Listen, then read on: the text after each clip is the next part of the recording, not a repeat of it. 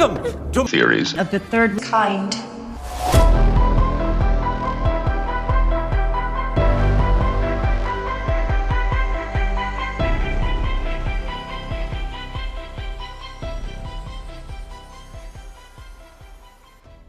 Welcome to Theories of the Third Kind. My name is Aaron. The other host joining me today is Daniel Sun. Hello. Now, before we start today's episode, we do have a quick announcement to make. If you would like to support the show, you can do so by joining our premium subscription service, Supercast. It's not through Patreon anymore. It is now Supercast. For just $6.66 a month, you can enjoy weekly premium audio episodes and access our extensive back catalog of over 210 premium episodes that are all ad-free. Or if you are a big baller shot caller and you run 24-inch blades like little Troy, then you can afford our, well, I don't know if you can, but if you want to, you can purchase our Theories of the Third Kind Elite Supercast subscription for $9.99 a month. And not only do you get all of the premium audio episodes, but you also get the premium video episodes as well, and all of the bonus content that comes with it. Nice. So you can sign up to this premium audio and or video content by going to our website, theoriesofthethirdkind.com. Right there in the middle will be a Supercast sign-up link. You just click on it. It'll take you there. You put in your information. You sign up. Now, if you are a Patreon member and you want to migrate over, just go to, supercast.com/ I think it's theoriesofthethirdkind.com. Actually, we'll have a link right down below. If you're watching this on YouTube, go down below. On the very first comment, we'll have it pinned, and it will say, like, Patreon grandfathering in members. And you can just click right there, and it will grandfather you into the $5 a month.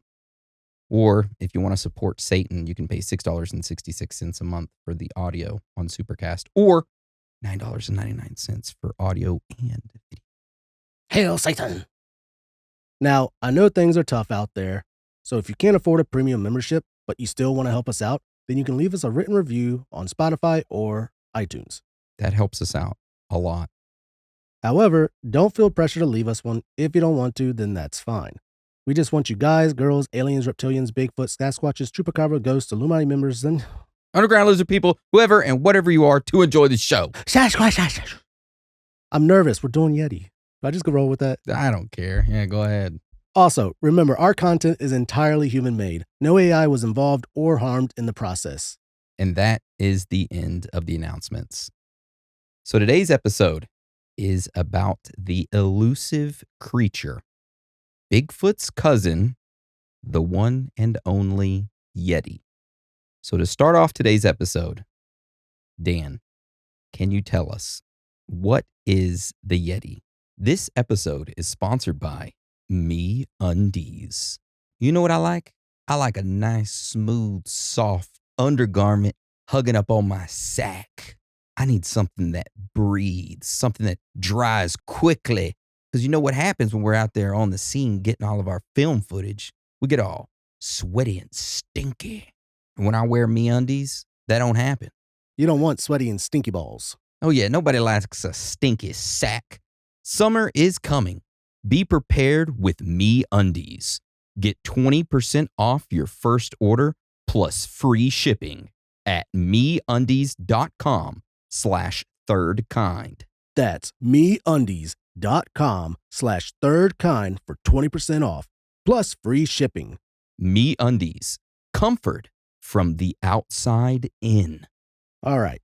So the Yeti is also known as the Abominable Snowman. It is a mysterious bipedal creature that is said to live in the mountains of Asia. It is often described as being a muscular, ape-like creature that is very large and covered in brown, gray, or white hair and has large, sharp teeth. Now, the history of the Yeti is a lot more complicated than you might think. Originally, I assumed the history of this creature was that, maybe someone spotted it back in the 1800s. And then after that, it just kind of like snowballed downhill and everybody was like, oh yeah, I seen it the other day. It was eating raspberries out of my garden and took a shit in my front lawn, I like the pun. Snowball. Yeah. So That's what I assumed. But nope, I was wrong. The history of the Yeti goes way, way back. For example, in the eastern part of the Himalayas and parts of Bhutan and Nepal, there's an indigenous group of natives known as the Lepcha people. This group of natives have lived in this area of the Himalayas for thousands of years. Now, their exact origins are not well documented. People are like, hey, how long you been living here? And they're like, we don't know. Thousands of years, at least. Since my father, before his father, and his father before him, multiple fathers. Yeah. But they have been considered among the earliest inhabitants of that region of the Himalayas. So they've been there for a long ass time. Like we're talking thousands of years, like I said.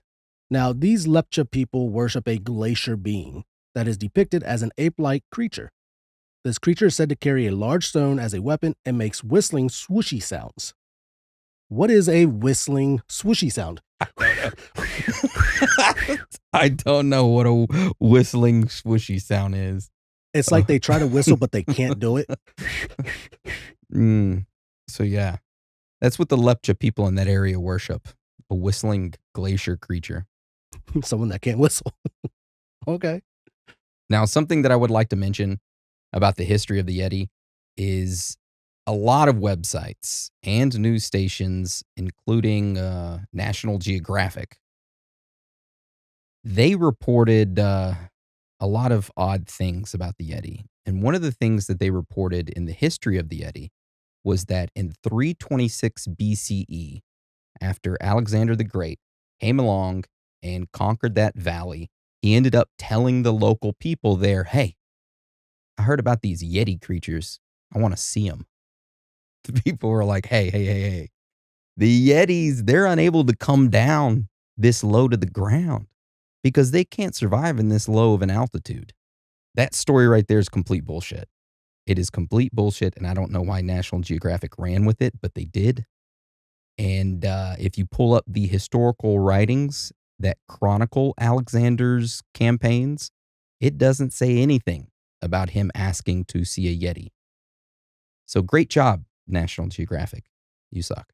Y'all suck. Anyway, so like we stated earlier, the history of the Yeti goes way back, and it is long. And so in this next part of our history section, we are going to go down a timeline of the Yeti until we reach current day. So kick it off for us, Dan. All right. One of the first well-known documented mentions of the Yeti is way back in 1832. James Princip, who was a British resident in Nepal, ended up publishing an account in the Journal of the Asiatic Society of Bengal. You should have went with it. I would have allowed it. My friggin' Asian came out right there. All right. James Princip, who was a British resident in Nepal, ended up publishing an account in the Journal of the Asiatic Society of Bengal about local stories of a hairy bipedal creature that was possibly an orangutan, but the locals weren't sure. Yeah, they're like, we think it's an orangutan that's like terrorizing our area. We're not 100% sure, though. Orangutans just spelled so weird. Yeah. So following that, in 1899, a British explorer named L.A. Waddell. L.A. Knight. Yeah. He wrote a book titled Among the Himalayas. Now, in this book, he talks about the locals that live in that area and how they told him stories of large ape-like creatures that roam around the area. Then in 1921, Lieutenant Colonel Charles Howard Bury led a British Mount Everest reconnaissance expedition. The lieutenant ended up writing a book about the expedition, and in it, he states that at 21,000 feet, he found footprints that he believed were probably caused by a large gray wolf, which in the soft snow formed double tracks like those of a barefooted man. However, the local guides told him that the tracks must be that of the wild man of the snows, and that the locals call this creature Mito Kangme. That's what they call him. Now, it's important to note that Mito translates to man bear, and Kangme translates as snowman. Wonder what man bear pig is in. I don't know, but I'm going to tell you why this translation is important. It's because a journalist named Henry Newman, He reported about the lieutenant's story, and he mistranslated the term mito kangme and calling it the Abominable Snowman. And that's how the term was created. However, the majority of the people still just call it Yeti. That's what I call it. It's easier. Yeah, Yeti's way easier than Abominable Snowman. Yeah. I hear snowman, I think a legit snowman that you make. Horrible name. So 4 years later, in 1925, a photographer and member of the Royal Geographical Society, N.A. Tambazi, he took his ass outside exploring shit, and he was just writing stuff down. You know, the grass is green, the snow is white, that kind of shit. The earth is flat. You're wrong. You're wrong. It's a hot dog. Now, in one of his writings, though, Tambazi states that he saw a creature at about 15,000 feet near Zimu Glacier. He observed the creature from 200 to 300 yards for about a minute. He goes on to say, and I quote, "Unquestionably, the figure in the outline was exactly like a human being, walking upright and stopping occasionally to pull up at some bushes. It showed up dark against the snow, and as far as I could make out, it wore no clothes." Is your bush? What does he mean by occasionally to pull up at some bushes? What is he just like pulling up? Is he driving around up there in the snow, pulls up next to a bush, or just hangs out a little bit? Hold on, gotta take a shit real quick, and then just keeps going? You know, when you're just like outside walking around, say Just like you're walking on the trail, you're just like pulling at branches and stuff. Oh, I'm guessing it's just going around, just hands in the bush and just, touching everything. yeah. Now, Tambazi then states that about 2 hours later, as he was descending the mountain, he noticed the creature's footprints in the snow. He described the prints as being similar in the shape to those of a man, but only 6 to 7 inches long by 4 inches wide. Pretty small. Girthy. Then in 1937, John Hunt and his local guide were hiking the area near Zimu Glacier when they encountered multiple large footprints. The guide then looked at John and said, "Those prints right there that are in the snow, they belong to Yetis." So following that, a British mountaineer named Frank Smith ended up climbing Mount Everest. In 1938, he ended up publishing his writings in which he reported seeing footprints while climbing Mount Everest. Footprints that he could not explain. 6 years later, in 1944, the individual named C.R. Cook and his wife, Margaret, along with other hikers, they were all just hiking along, they encountered very large bipedal footprints in soft mud at around 14,000 feet. The locals stated that the footprints were that of the Junglai Admi. When asked, "What the hell does that mean?" the local said, "Wild man." Now, C.R. Cook wrote about this encounter, stating, and we quote, "We laid Marguerite's sunglasses beside each print to indicate its size and took photographs. These prints were strange and larger than any normal human foot. 14 feet heel to toe." 14 feet or 14 inches? He said feet. I bet he meant inches because feet is a lot larger than what is pictured right here. Yeah. So he meant to say 14 inches heel to toe, with the great toe set back to one side and a first toe also large and 3 little toes closely bunched together. And we have these 2 photographs right here, and we'll throw them up for everyone to take a look at. Look at those. Look at that foot. Look at that dirt in those sunglasses. Oh, I see the sunglasses. Didn't even notice them. Yep.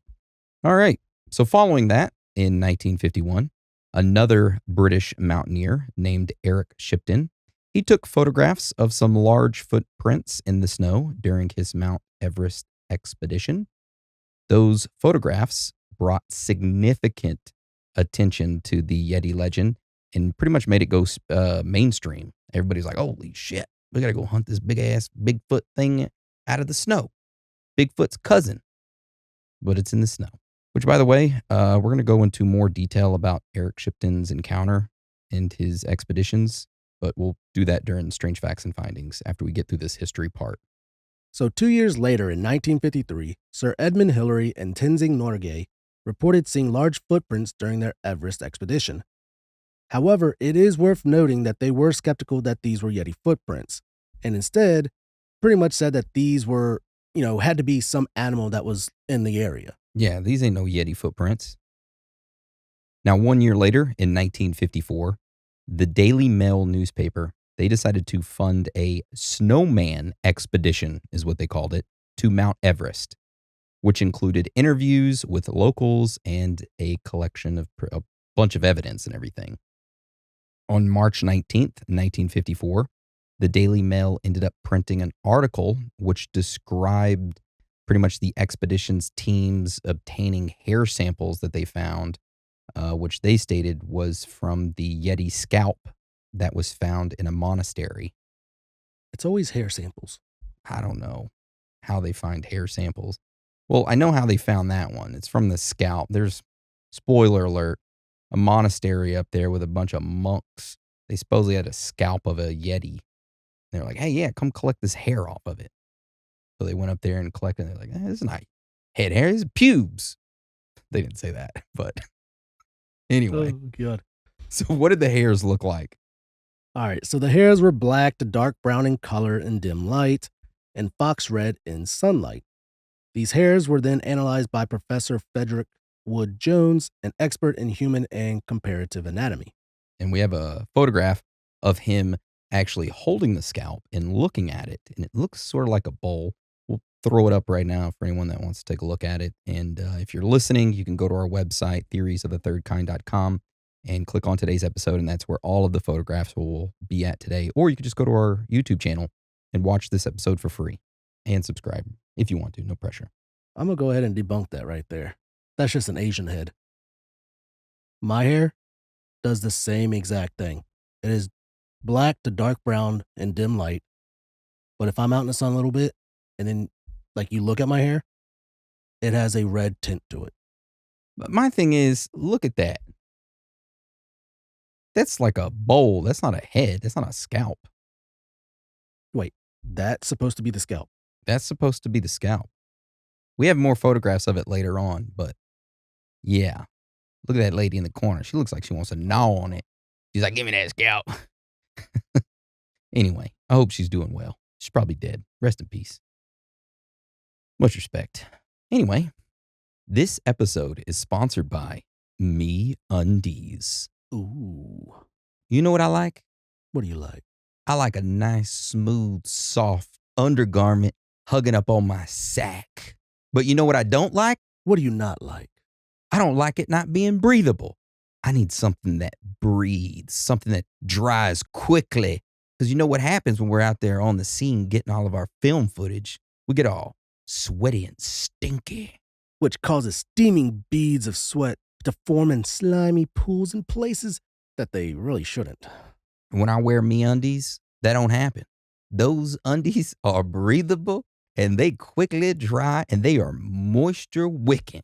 Whatever the hell that means. I think it has to do with wizards or witches or something. I don't know. Ask MeUndies.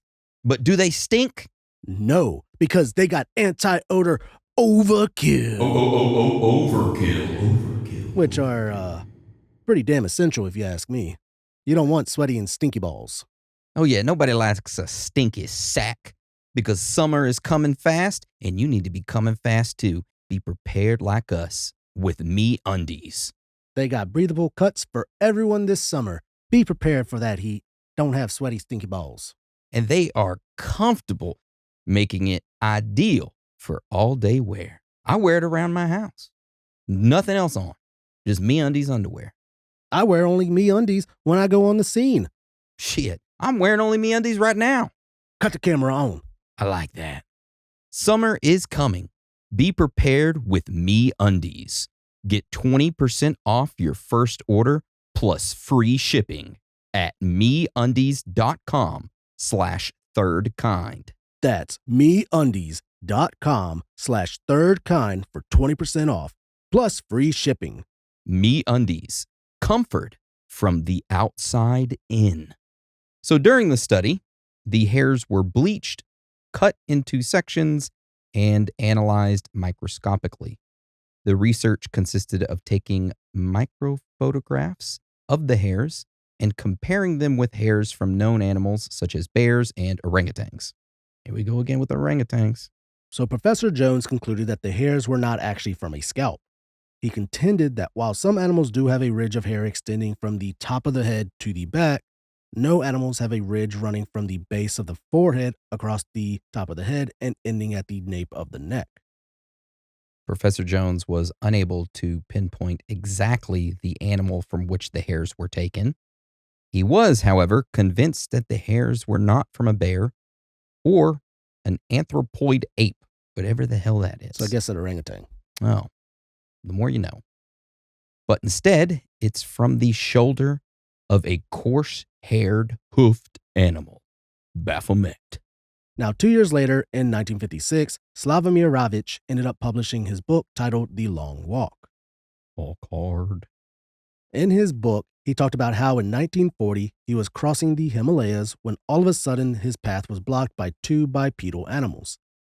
These tall creatures stared at him and his group for a little bit and then started shuffling around in the snow. Of course, him and his group, they didn't want to interrupt the creatures. So they just stood there for hours waiting for these creatures to get done just shuffling around in the snow. Eventually, the creatures wandered off, and he continued his journey through the Himalayas. You know what came to mind all of a sudden? Just trying to imagine that scene. You know that knockoff movie of the Spartans or the 300? I've never seen that one. Oh, so as they're traveling through, like they end up running into the Persian army, whatever. And instead of like actually fighting, they had like a dance battle. So first thing that came to mind when they said shuffling, freaking Yetis were like just trying to have a dance off with them. Guess it didn't work out. I don't know why they're not dancing back. So in 1957, Tom Slick, who was an American oilman and adventurer, his ass wanted to find the Yeti. So he ended up funding several expeditions in order to find it. Now, during these expeditions, a lot of weird things happened. Like a finger was supposedly found, and even another scope of a Yeti. However, we're going to go into more detail of that during Strange Facts and Findings. So following that, throughout the years, many individuals climbing the Himalayas have reported encountering a Yeti or some similar creature. However, the majority of those individuals suggest that, hey, maybe we misidentified a bear species. Maybe I was hallucinating. I'm not 100% sure, but I don't really think I saw a Yeti. Also, there have been multiple studies on hair samples that have actually been found. For example, in 2013, a geneticist from Oxford University analyzed hair samples that were supposedly from Yetis. The results stated that some of the hair samples matched the DNA of an ancient polar bear, while others were from common animals like bears and dogs.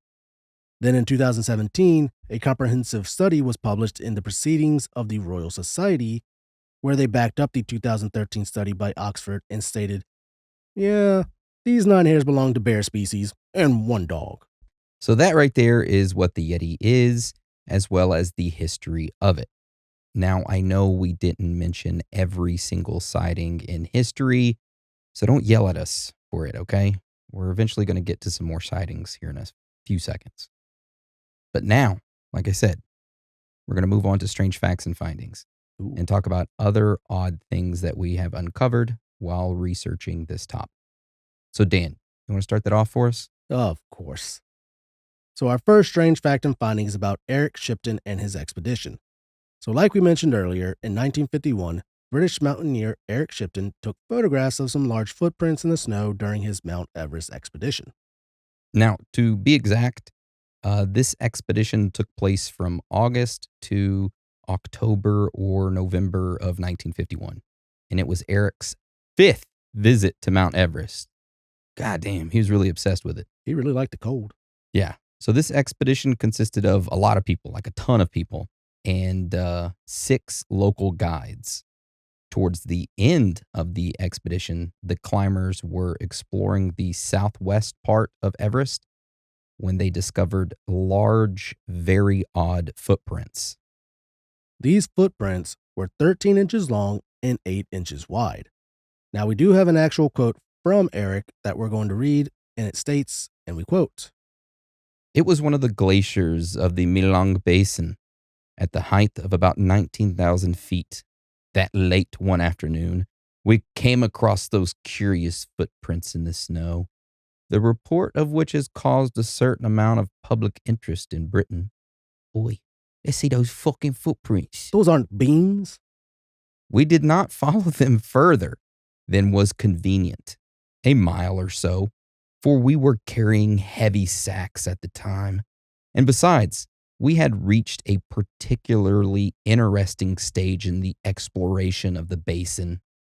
I have found in the past many sets of these curious footprints and have tried to follow them, but have always lost them on the rocks at the side of the glacier.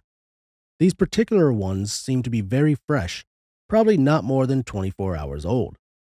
Our local guide had no doubt that the tracks were made by Yetis. Our local guide then told us, guess what? 2 years ago, me and a number of other locals, we ended up seeing a couple of Yetis about 25 feet from us. They were half man, half beast. They stood about 5'6" with a tall, pointy head, its body covered in reddish brown hair, but with a hairless face. Oh, it's like, damn. And then I was like, hairless face? It's not you. I could shave. That's going to be the album art for this. I'm just going to shave. When we reached the end of our journey, I had the local guide cross-examine. Yeah, fucking got some lawyers and shit, cross-examined his ass. Look, we need to know about these Yetis. He's lying. He left no doubt as to his sincerity. Whatever it was that he had seen, he was convinced that it was neither a bear nor a monkey, both of which animals he was, of course, very familiar with.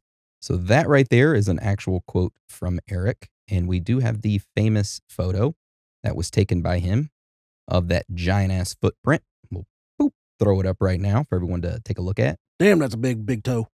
That's a huge big toe. Damn. Look at that. Somebody's feet are cold. Dude, that's a big toe and a pointer toe, second toe, whatever the hell. Yeah, that's a big pointer toe, too. And then there's a big gap between the second and third toe. Those other toes look like normal ones. They look like baby toes. Yeah. You got a damn deformed Yeti out there running around with a deformed foot. Got some baby toes on it. I mean, looking at it though, the way the toes are lined up, it would make climbing like mountainsides and stuff easier because it's like their toes are like gripping rocks and shit. Yeah. It does look like that, like his toes are able to do that. I wonder if he's like those Indian street vendors. Instead of using like their armpits to crush the food, he uses his toes, the Yetis. I mean, it could hold down whatever he's trying to cut and just cut it. Yeah. Anyway, let's go on to our next strange fact and finding, which is about Tom Slick and his Yeti adventures. So like we mentioned earlier, in 1957, Tom Slick, who was a Texas oil man and adventurer, his ass wanted to find a Yeti, and he wanted to find one really bad. So he ended up funding an expedition that was led by an individual named Peter Byrne. So 1 year later in 1958, Peter heard a rumor of a local monastery in the isolated village of Pangboche that was said to have both a severed hand and scalp of a Yeti in its temple. Peter told Tom about this, and Tom told him, "Get your ass to that church, son, and get me that hand and scalp."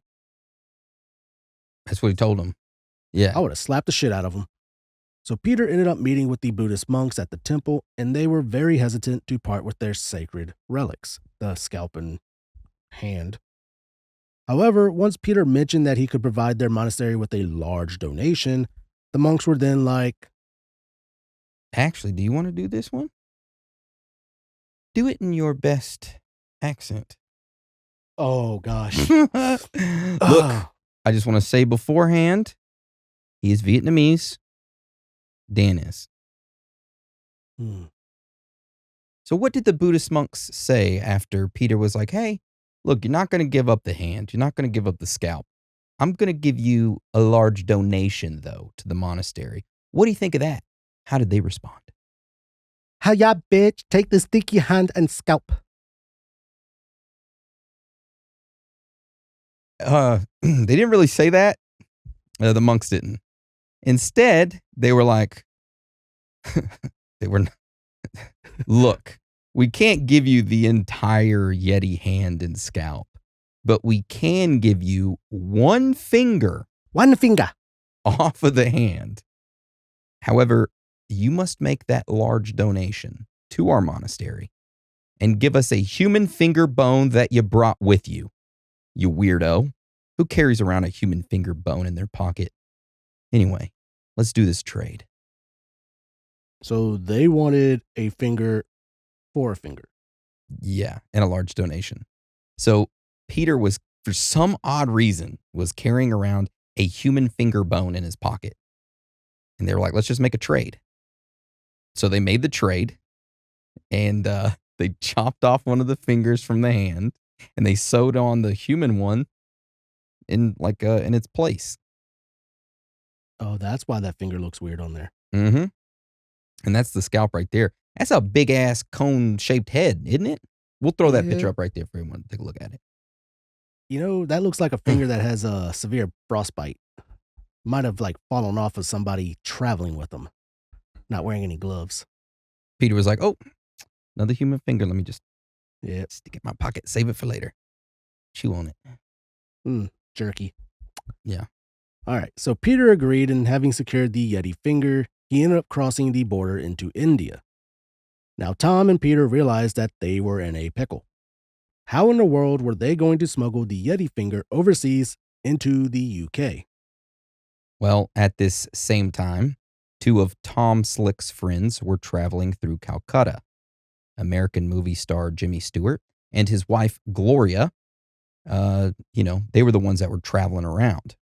Tom arranged for them to pick up the Yeti finger and for Gloria to store the finger in her underwear section of her suitcase. Tom assumed that the authorities would never dare search through Gloria's underwear. And he was right. The finger safely made its way into the UK. Once the finger was there, it was examined and declared to be of human origin. However, a number of other scientists who were friends with Tom Slick spoke out and stated that they were not convinced that it is a human finger. Of course. Yeah. Shortly after that, the finger bone disappeared.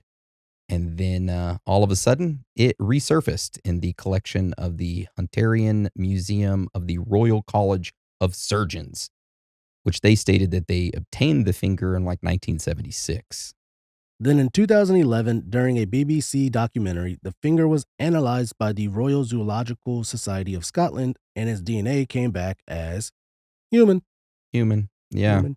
Also, as a little bonus, in 1991, the hand that was located at the monastery, it ended up vanishing, which pissed off a lot of the monks that were there. They were like, where the hell did our hand go? But they still had the scalp left, which they locked that all up really nice and tight in a box, which we have a photograph of that right there. Take a look at that. Are they throwing money at it? I guess. I wonder if they comb it. You think they get it out and put it on top of their heads? They sit there, put it on their head, and they just brush their hair. Since they don't have hair, since they're all bald, right? Yeah. Zoom in on that. Look at that. That is some poor orangutan's scalp. Now, I admit, my hair don't get that red. That right there is just red in general. Yeah. It's not like it's in sunlight right now or anything. That's just red. What makes them think that somebody's not just going to come pick that box up and run away with it? They stole the hand. I mean, it has glass. Who break the glass? Look at that lock. Just throw it on the ground. That's not a wooden box. That's like a metal box. Yeah. Anyway. Where the hell did monks get that? I don't know. All right, so let's get on to our next story. All right, so our next strange fact and finding is about Russia. So back in 2011, a story surfaced in Russia that stated a hunter had seen a bear-like creature trying to kill one of his sheep, so he decided to shoot it. However, after he shot the creature, it turned, looked at him, blew him a kiss, and then ran into the forest on two legs like a human. The story goes on to state that Border Patrol soldiers captured a hairy, two-legged female creature that was similar to a gorilla and that she ate meat and vegetation. After that story was published, a conference was held by some Russian scientists in which they declared that they have around 95% evidence of the Yeti's existence. However, it was later revealed that the evidence in the article that was written was all fake. It was all a hoax put together by local officials as a way to drum up publicity and tourism. Yeah. Come on down over here. Come see the hairy woman Yeti. Come see this hairy two-legged woman. She eats meat. She likes to be shot and blow you kisses. God, that just sounds crazy. Dang. I wonder if that's why they invaded Ukraine. Chasing after the hairy woman? I'm not saying that the... I didn't think about that when I said it. Oh. You're editing this one. Oh, God. All right. Well. My mistake. With that being said, no offense to any of the Ukrainian women. No. Love you all. It's my fault. Yeah. So let's get on to our theories section and talk about what this could be. Like, what are the theories surrounding the Yeti? Now, the first theory is called undiscovered ape species. So this theory states that some people believe the Yeti could be a large, unknown species of ape that lives in the remote mountains of the Himalayas. Kind of hard to believe, but I'll keep my personal opinion to myself until the end. All right. So our next theory states that the Yeti is a descendant of the Gigantopithecus, an ancient giant ape that lived millions of years ago. It's kind of almost like the first one, but more specific as to what it is. Yeah. Yeah. The next theory is called bear misidentification. Many scientists think that Yeti sightings are actually misidentified bears, particularly the Himalayan brown bear or the Tibetan blue bear. Tibetan blue bear. I think the Himalayan brown bear is close to being extinct. Fact check me on that. I could be wrong. So this next theory, some believe the Yeti is a product of human imagination inspired by local folklore and myths passed down through generations. I mean, yeah. Yeah. Another theory is that the Yeti could be a reclusive human or a hermit living in the mountains, which pretty much leads to the people seeing this hermit walk around. I'm up here just living in the Mount Everest, barefooted, with a big old fat toe and a long pointy toe. Come here and let me touch your face with my feet. It makes you think, like saying, was it Eric Shipton? They saw the two Yetis shuffling in the snow. Mm-hmm. What if it was like a couple hermit? Which that wouldn't really make them a hermit since two of them, right?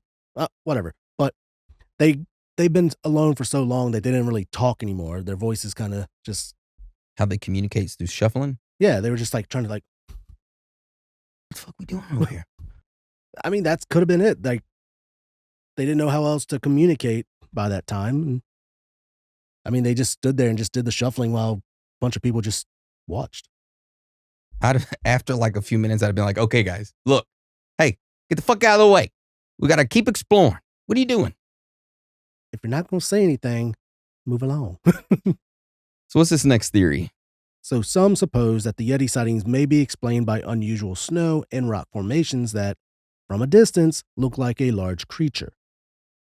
Yeah. Okay, I can see that for some of them. Mm-hmm. The next theory is that Yeti sightings and evidence might be elaborate hoaxes or pranks played by people seeking attention or to create excitement. I mean, we've already seen that happened in 2011. Maybe it happened in the, starting in the late 1800s and 1920s, 30s, 40s, 50s, just all through that time. People just like, hey, come explore Mount Everest with me. By the way, we saw a Yeti the other day. Do you have to pay to go up Mount Everest, or do you have to... I have no idea. Maybe it's the local guides. Yes, they get payment. They're like, oh, We'll take you up there. We know where those Yetis are. yeah. They're like, hey, these foreigners are dumb. Let's tell them we got this mythical creature up here, this Neopleurodon. Charlie will come up here and freaking explore. Oh, come with me. I show you Yeti. All right. So what's this last theory? All right. So this last theory that we have is more of an open-ended theory. It's pretty much that the Yeti is an unidentified animal. They don't know the species, and they know it doesn't have to be an ape per se. That hasn't been scientifically discovered yet. So it's just some kind of animal species out there that we haven't discovered, and honestly, you just can't get any samples to really discover what it is. Okay. Other than human scalps and fingers. Which the finger and hand turned out to be fake. Yeah. Yeah.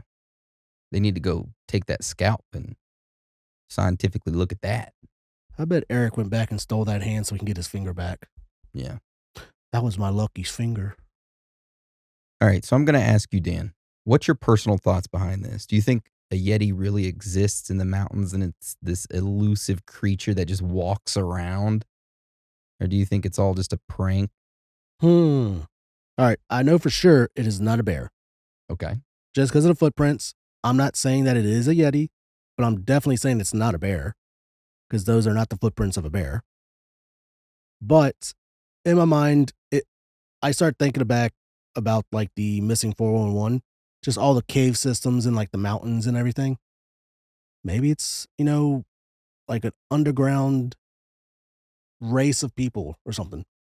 They have adapted to just living in the mountains and in the caves, and they don't shave, so they're just extremely hairy. What do you think of that scalp?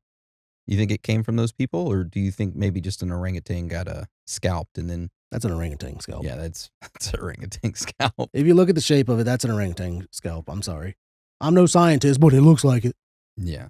Okay, so you think it's maybe some unidentified creature hidden in the cave systems? I wouldn't say necessarily like a human race, but could be some identified bipedal creature, that adapted to the mountains and stuff. I'm going to have to agree with you. I think back in the day, whenever you have these locals there for thousands of years, the Lepcha people, they've been there for thousands of years, and they've witnessed these creatures every now and then. They're like, oh, yeah, these creatures come out all the time. As the years go on, they see more of the Westerners coming over and exploring the area. The locals think, oh, we can use our, legends and folklore to kind of push more Westerners, give them an incentive to come on these adventures and give them the idea of, ooh, look what you discovered, a Yeti. You had that possibility. So I think it's a mixture of that, which I think that that race of creatures that were seen by the Lepchan people have died out, long gone, and it's just the locals keeping it alive. I mean, if they didn't die out, they could have like a bartering system. Like, hey, you show up every now and then when we're bringing people through. Don't get caught. Stay far enough back. You bring more people, to the area. We make more money. We can provide more things to you. Yeah.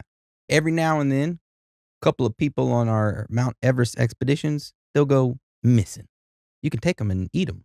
Yeah, if you want to, you can, skin them, take their scalps, hands, do whatever you want with them. Maybe that's the case. Maybe people don't die because of the coldness in Mount Everest.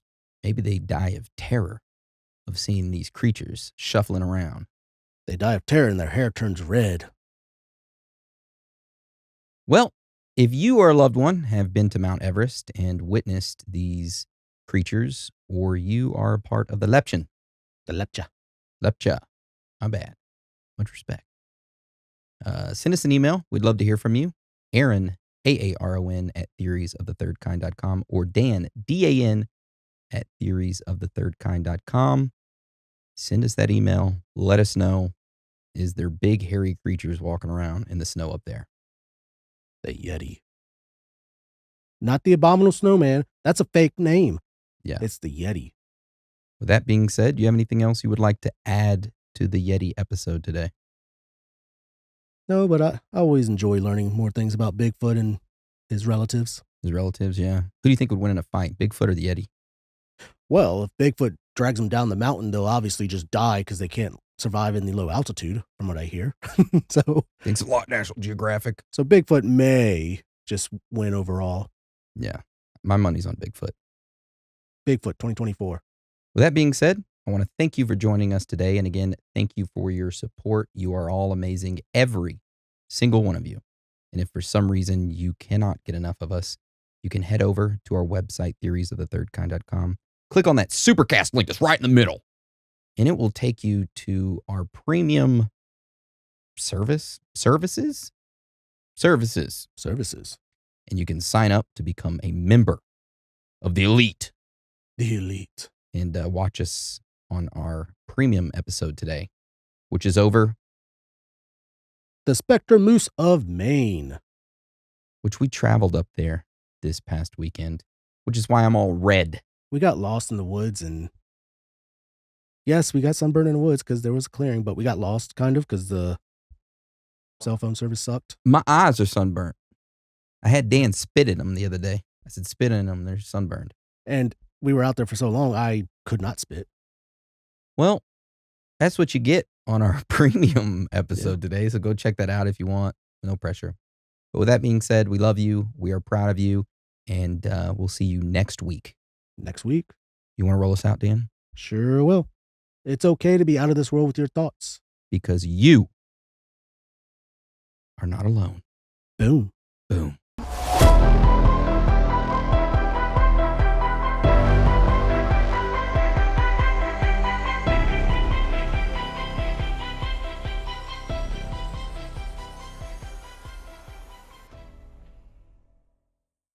Every day I'm Yeti. It's the Yeti Shuffle. Oh, Yeti Shuffle, Yeti Shuffle. He falls down the chair. Oh, Yeti Shuffle. Oh, look at that. He's going. Go on, Coda. Let him know. Let him know. Let him know who the Yeti Master is. Yeti. Oh, shit. Come here, Coda. All right, I'm tired. Coda, come here. Let everyone see you. Thank you for joining us on Theories of the Third Kind. He's like, I don't know what to do.